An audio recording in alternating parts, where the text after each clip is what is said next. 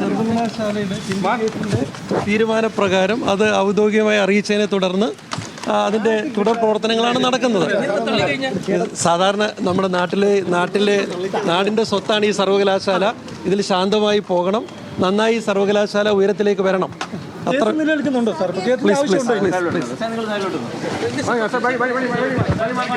ഇപ്പോൾ കേരള സർവകലാശാല registrar case Anilkumar വീണ്ടും സർവകലാശാലയിൽ എത്തിയിരിക്കുകയാണ്.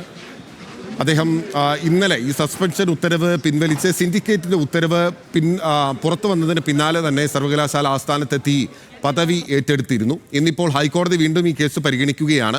അതിനിടയിൽ ഇപ്പോൾ അദ്ദേഹം വീണ്ടും എത്തിയിരിക്കുകയാണ്. ഇന്നലെ നാടകീയമായിട്ടായിരുന്നു അദ്ദേഹത്തിന്റെ സസ്പെൻഷൻ നടപടി പിൻവലിക്കാനുള്ള സിൻഡിക്കേറ്റ് യോഗ തീരുമാനമുണ്ടായത്. താൽക്കാലിക VC ആയിട്ടുള്ള ഡോക്ടർ സിസ തോമസ് ഈ യോഗം പിരിച്ചുവിട്ടതായി അറിയിച്ചുകൊണ്ട് പുറത്തേക്ക് ഇറങ്ങിപ്പോയി. പക്ഷേ യോഗം തുടർന്ന് മുന്നോട്ട് കൊണ്ടുപോവുകയായിരുന്നു.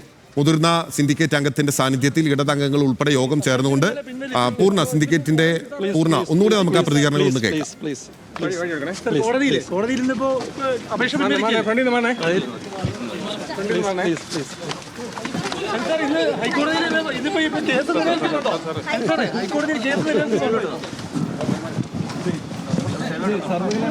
സർവകലാശാലയുടെ തീരുമാനപ്രകാരം അത് ഔദ്യോഗികമായി അറിയിച്ചതിനെ തുടർന്ന് അതിൻ്റെ തുടർ പ്രവർത്തനങ്ങളാണ് നടക്കുന്നത്.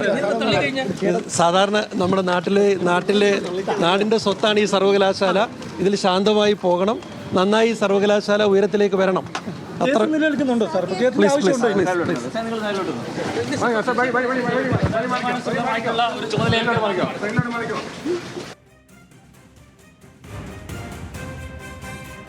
ഓക്കെ, കേരള സർവകലാശാല രജിസ്ട്രാറായി വീണ്ടും ചുമതല ഏറ്റെടുത്ത കേസ് അനിൽകുമാർ ഇന്നിപ്പോൾ വീണ്ടും സർവകലാശാല ആസ്ഥാനത്തെത്തിയ ദൃശ്യങ്ങളാണ് പ്രേക്ഷകർ കണ്ടത്.